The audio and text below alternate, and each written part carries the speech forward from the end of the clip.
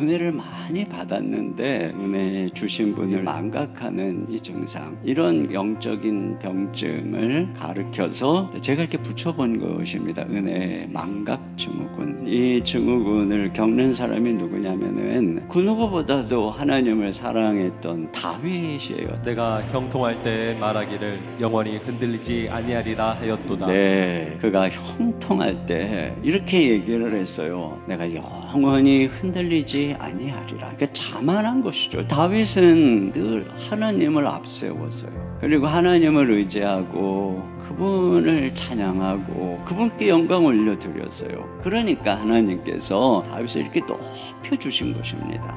그런데 이 평안이 길어지니까 사방의 적들을 다 제압하고 대적도 주변에 안 보이니까 내가 이 나라를 세웠어. 내가 이런 사람이야.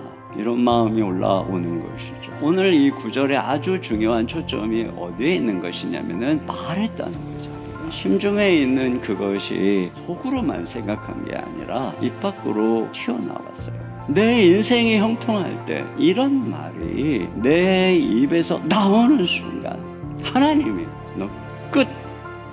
이렇게 하는 거예요. 내 은혜 끝! 나한테 영광 돌리라고 기껏 축복해 줬더니 네 자랑을 하고 있어? 이게 바로 은혜 망각 증후군이죠.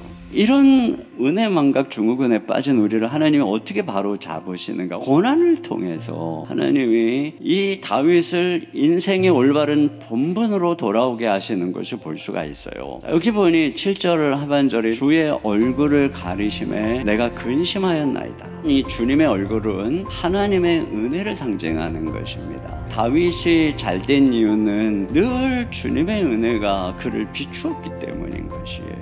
그런데 그가 교만해지니까 하나님이 은혜의 얼굴을 숨겨버리셨어요. 그러자 평화롭고 형통하던 나라가 막 모든 게 어긋나기 시작하고 삐걱거리기 시작합니다. 여기서 우리는 하나님이 고난을 통해서 그의 이 은혜 망각 증후군을 어떻게 깨워줬는지를 보게 되거든요. 그래서 5절에 보면은 그의 노염은 잠깐이요. 하나님이 큰 은혜를 주셨는데 그 은혜를 망각하고 자만해서 하나님이 노여워하셨다. 이걸 아주 명확하게 깨달은 것이에요. 그래서 자기를 살려주시면 내가 찬양하고 감사하겠습니다. 이렇게 기도를 하고 있는 거예요. 웨스트민스터 소요리문단 일문 유명하잖아요. 사람의 제일 되는 목적이 무엇인가? 그것은 바로 하나님을 영화롭게 하는 것과 영원토록 그를 즐거워하는 것이다. 근데 여러분, 우리가 하나님을 어떻게 영화롭게 합니까? 우리가 하나님을 예배하는 것이죠. 근데 어떻게 예배할 때, 특별히 감사로 예배할 때, 시편 50편 23절 같이 봅니다. 감사로 제사를 드리는 자가 나를 영화롭게 하리라. 그렇습니다. 다윗은 죽을 병에 걸려서 깨달았어요. 아, 내가 감사를 잊어버렸구나. 그걸 깨달았어요. 그랬더니 하나님이 고쳐주셨다는 거예요. 우리가 이렇게 고난이 오면은 가장 먼저 깨닫는 게 뭐냐면 모든 게 당연하지 않은 은혜예요. 우리는 문제가 뭐냐면 모든 게 다 당연한 줄 알고 사는 거죠. 근데 여러분, 우리가 오늘 성경에서 다윗에게 배우는 거 한 걸음 더 나가는 것입니다. 그게 뭐냐면 이 은혜가 당연한 것이었구나 하는 데서 끝나는 게 아니라 이 소중한 것을 주신 하나님께 내가 감사를 잊어버리고 있었구나. 이것까지 나가는 거예요. 하나님이 우리에게 감사하라 이러니까 하나님은 무슨 독재자인 것처럼 생각을 합니다. 근데 그것이 아니라 우리의 생존 방식이라는 겁니다. 여러분, 어린 자녀는 부모님의 공급 안에서 그 분을 사랑하고 감사하면서 머물 때 행복한 거예요. 근데 만약에 누군가의 꼬임에 빠져서 불만하고 집을 나가는 순간에 불행해지는 것입니다. 가장 중요한 것은 감사가 우리가 사는 길이에요. 다윗이 이걸 깨달았다는 거죠. 그러니까 이게 지금 내가 사는 길이고 나의 본분이야 하고 깨달으니까 우리가 다시 회복이 돼도 감사를 잊어버리지 않는 것입니다.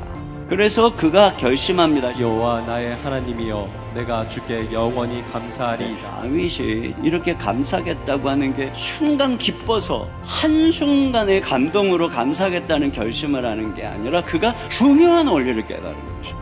그가 앞에서 이런 얘기를 하죠. 그의 노여움은 잠깐이요 그의 은총은 평생이로다. 네, 그 잠깐의 고난이 그에게 감사를 가르쳐 주는 것입니다. 그래서 그가 그 고난 속에서 자신의 존재의 목적을 깨닫고 내가 이제 앞으로 영원히 더 이상은 이제 자만하지 않고 내가 영원히 하나님을 감사할 것이니 하나님께서 이제는 내게도 평생 은총을 주실 것이다, 이 말을 하는 거죠. 이제 결론적으로 여러분, 우리가 평생 감사해야 되는데 그러기 전에 연습이 필요한 것입니다. 1년에 한 번씩 이제 다가오는 추수감사절을 이렇게 준비하면서 또 이렇게 마음에 깨닫는 것입니다. 이런 때에 하나님이 우리에게 다시 잃어버린 감사를 일깨우는 훈련을 하게 하시는구나. 그래서 앞으로 한 달간 감사로 한번 살아보자.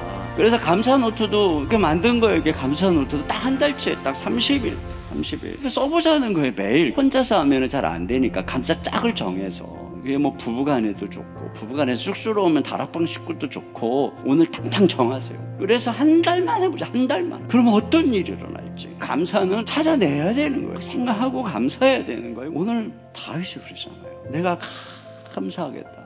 그러니까 하나님이 완전히 그 죽을 병에서 고쳐주시지 않습니까? 우리가 한번 해보십시다.